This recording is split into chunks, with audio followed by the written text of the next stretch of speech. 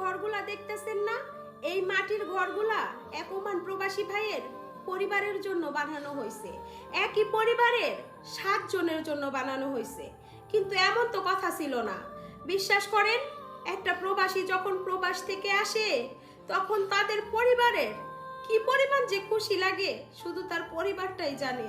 কত বছর অপেক্ষার পর তারা তাদের প্রিয় মানুষটাকে কাছে পাবে, এই আনন্দে তারা আত্মহারা হয়ে যায়। স্ত্রীটা যখন তার স্বামীকে বিদায় দেয় না প্রবাসে, তখন তারা মনে মনে ভাবে এই বুঝি আমাদের শেষ দেখা। আবার কত বছর পরে তার সাথে আমার দেখা হবে তো, বেঁচে থাকবো তো, তার কিছু হবে না তো, সে সত্যি ফিরে আসবে তো। এত আকাঙ্ক্ষা বুকে নিয়ে একটা প্রবাসীকে বিদায় দেয়। যখন নাকি 3-4 বছর অপেক্ষার পর সেই প্রবাসী স্বামী দেশে ফিরে আসে, সেই স্ত্রী মনে হয় চির সুখী মনে করে নিজেকে। আর এতটা খুশি নিয়েই তার স্ত্রী তাকে আনতে গেল এয়ারপোর্টে। সাথে গেল সন্তানরা তার বাবাকে আনতে, গেল মা তার সন্তানকে আনতে। সবাই একসাথে বাড়িতে ফিরে কত হই হুল্লো আনন্দ করে 2-3 মাস সময় কাটাবে, তাদের মনের আক্ষেপগুলো পূরণ করবে। কিন্তু এই আনন্দ তাদের আর হলো না।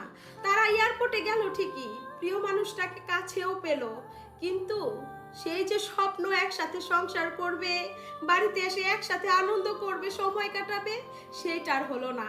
প্রবাসী একাই ফিরলো বাড়িতে, আর বাকি সবাই চলে গেল ওপারে। এই কি নিয়তি, এই কি ভাগ্য! আল্লাহর এরকম ভয়ঙ্কর ভাগ্য আর ভয়ঙ্কর নিয়তি আর কোনো প্রবাসীর পরিবারের না হোক। আল্লাহ গো, তুমি এরকম ভয়ঙ্কর খেলাটা না খেললেও পারতা।